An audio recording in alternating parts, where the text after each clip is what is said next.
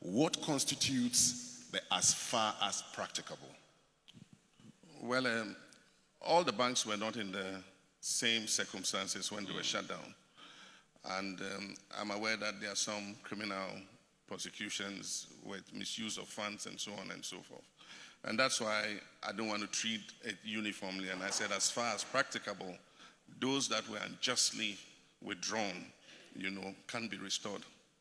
And once you talk about those that were unjustly withdrawn, I get the impression you have a fair idea those that can be restored. Yeah, definitely. I give you an example. I said one bank was shut down because there was criminal prosecution against its major shareholder. It had nothing to do with the bank.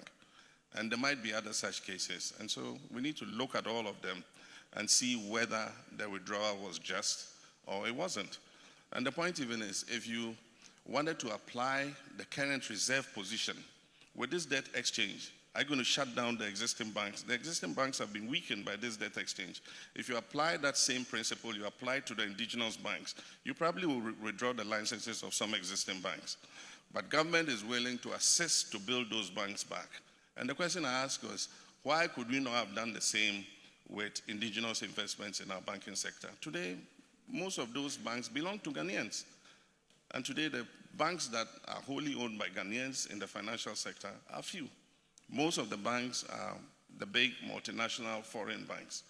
And you don't even need banks to be of the same capitalization because they address different segments of the market.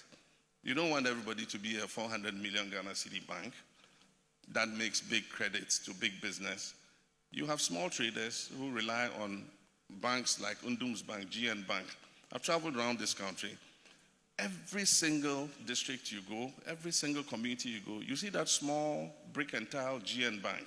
And it was accepting deposits of 50 cedis, 100 cedis, and so on and so forth.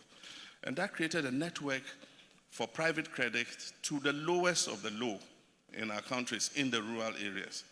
And so we should have thought through this properly. And that's why I said, why turn a 4 billion problem into a 25 billion problem? We could have used far less money to turn those banks around. Government could have done like has been done in other places, where you give the support that the bank needs to turn around, take a part of the equity. And as the bank builds back, it takes back its equity by paying the support that you give. It's been done in many countries. Why couldn't we do the same here? Okay. So, I mean, in moving away from this one, so for that one that you made reference to, for instance, we can reasonably infer it's one of those that you look at and one of those that would meet your as far as practicable condition. Well, we've not done an analysis of them yet, but okay. I'm saying that as far as practicable, if the withdrawal of the licenses is deemed to be unjust, we would look at restoring it. Great. You also talked about creating a conducive environment for business. It's one of the things we talk about most of the time. And what I want to find out from you is what for you constitutes a conducive environment for business, and giving the chance, how you would want us to create that conducive environment. We are in competition in our sub-region for investment, both domestic and foreign. And so we must create the environment that allows businesses to thrive and grow. And one of the first basic things will be to have a stable economy. This yo-yo economy that we have, boom and bust, is not good for business. And so the last time we went into an IMF program, I said this must be the last time we go. We must manage our economy prudently so that it's predictable. It creates an environment where businesses are not surprised by new government policy in terms of taxes and so on and so forth, by deterioration in the value of the currency and all that. Unfortunately, we grew 8-point-something%. We had done all the heavy lifting in 2015 and 2016. Of course, we did a 3-year program because we wanted to send a signal that our economic rehabilitation recovery program could transcend political regimes. And that's why we agreed for the 3rd year. That came in 2017. And so it was this government that came and completed the 3rd year. And so there was still some discipline in the 3rd year because we were still in an IMF program. As soon as the program ended, Kenke Party, and then we started mismanaging our own affairs. Of course, Nkrumah said we should be able to mismanage our own affairs. And we started mismanaging our affairs, and today we're where we are. The red flag was raised about excessive borrowing, and nobody will listen. They said, oh, well, we're getting that money because we are credit worthy and the international market trusts us. Today, that same international market has shut you out. And so that's why I'm trying to give some positive solutions. For instance, I made the remark just now that we should review the Public Financial Management Act to include capping the rates of debt accumulation. And so we can say that, look, we cannot do more than 65% debt to GDP. Okay. And so if a government is, surpassing the 65% debt to GDP, it has to hold the brakes. We must reduce non-concessional lending. And we did it in 2015. In agreement with the IMF, we agreed that we will not borrow more than $500 million non-concessional finance. Every other finance will be grants and concessional financing. And with that, we were able to manage our debts. We left end of 2016 with a debt to GDP ratio of 56%. Today, we are in excess of 100%. And so legislation to cap how much government accumulates in debt will become necessary so that tomorrow another government doesn't come when we have achieved stability and goes on a borrowing spree and creates the same kind of problem that we have. So a conducive environment for the private sector is to have stability and predictability in the economic management, that the CD is going to remain relatively stable. Even if it deteriorates, it will deteriorate at a gradual rate every year instead of bump from 6 to 13 CDs to a dollar. And I mean, if inflation goes up from 15 or 16% to almost 54%, these are the things that affect businesses and either make investors fold up and go away, or some of them, move out to our neighboring countries. Great. So you talk about, creating jobs. I mean, one of the things that I'm sure a lot of, businesses will be excited about. But you also talk about a little bit of digression. That's the IMF and everything you've talked about. Well, that's become our story recently. Lots of the conditionalities that you said, well, we got to realize after the approval, actually talks about government limiting wage increase and employment, for instance. So a lot of these jobs that you're talking about, that if you are given the chance in 2025 you're going to create, how do you intend to go about it?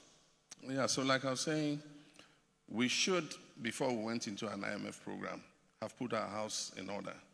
And that's what we did successfully in 2015. You remember we had the Century Forum? Yes. We did it to come out with a homegrown fiscal consolidation policy. We invited industry, we invited academia, civil society, political parties, everybody. It's only the MPP that refused to come. And they said any of their members who come, they were going to sanction him. So Osafo Mafu had agreed to come. At the last minute, he pulled out because his party said they'll sanction him. The only brave MPP person who came was Kwame Pianim, and I respect him up till this day.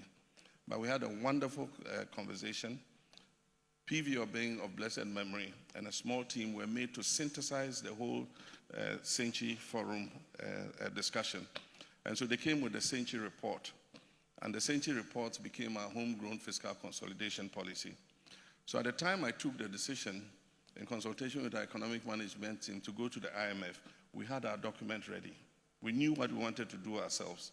Indeed, we had started to implement it in the budget of that year. Just that for policy credibility, the international community didn't believe that we could maintain that discipline in terms of, implementing the homegrown fiscal consolidation policy. So the EU and everybody was still withholding their grants and all that, even though we're factoring it in the budget. And that is what was creating a bigger deficit, because you factor it in the budget and they don't release the money. And so it creates a deficit in the budget. Then the next year you factor it in again, they don't release the money. So we said, okay, I think they just want IMF as a headmaster to come and stand over us and mark our script and all that. So we said, okay, we'll go to the IMF. And so we did. And when we went to the IMF, we went with our program. The country had seen it, we had published it, we had announced it in the budget, and we had a lot of the things that the IMF agreed, we had put in there ourselves. For instance, in the public sector, we said that we're going to import a net freeze on recruitment. What a net freeze means, and indeed our political opponents hit us with a gudgel on the head because of that, was that if 30,000 people were retiring from the public services this year, we will employ 30,000 people to replace them.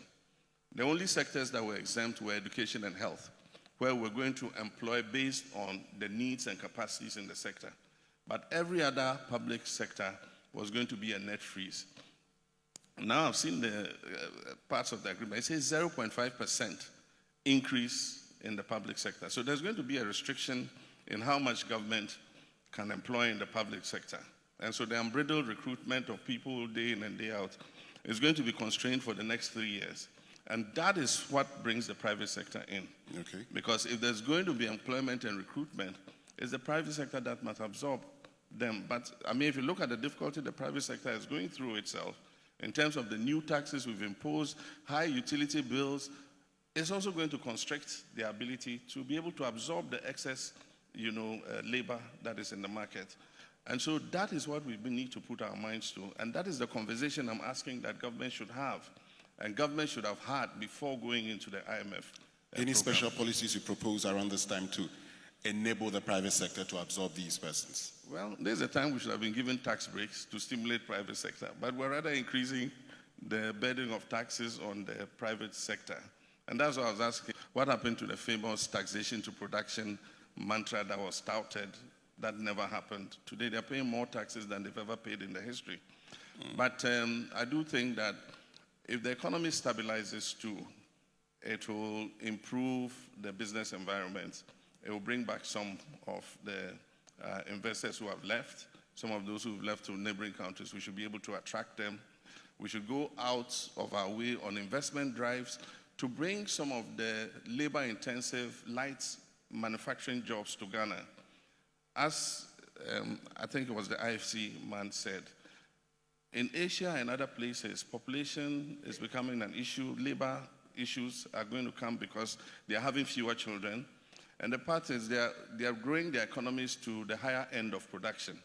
And so there's a certain vacuum there for producing leather goods, for producing clothing and things that Bangladesh and Vietnam and all were very interested in. Even in the agribusiness space, like he said, there's a limit. They've reached the limit of growing rice because the paddies are finite. And so where is the next place for growing rice to feed the rest of the world? It's Africa. Africa still has more than 50% of the world's arable lands. So those are areas that we can begin to look to. Malaysia came and took the palm fruit from here. Today we import palm oil and vegetable cooking oil from Malaysia. Meanwhile, we have huge lands. Because of our land tenure system, it is not possible to acquire them to get investors to come and grow oil palm so that we can feed our own industry. Here we're importing hundreds of thousands of tons of palm oil to feed Wilmar and our vegetable oil processing companies here. How can we utilize those lands and interest these captains of industry to look at agribusiness and agricultural production to what incentives can we give? And that's why I say a dialogue and a conversation is important. We want to talk to Wilmar, we want to talk to Olam, we want to talk to all these who have the technology and capacity to do it. They've done it in other countries.